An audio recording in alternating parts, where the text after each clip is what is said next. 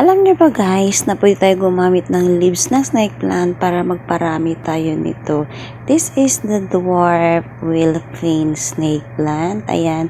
Dahil nga guys, successful naman yung ating soil propagation, let's proceed to Peebles propagation. Ayan.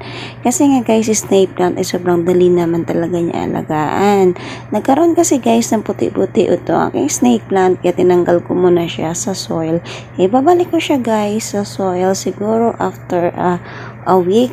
Ayan, kasi nga nagkaroon siya ng problem. Ang nangyari is namuti-muti at nagdilaw siya. So, bago siya ibalik sa soil, make sure ko munang maging okay na yung kanyang leaves and babies. O, diba guys, mayroon tayong options sa pag-propagate ng ating plants using pebbles or water propagation or soil propagation. Thank you for watching everyone. Bye!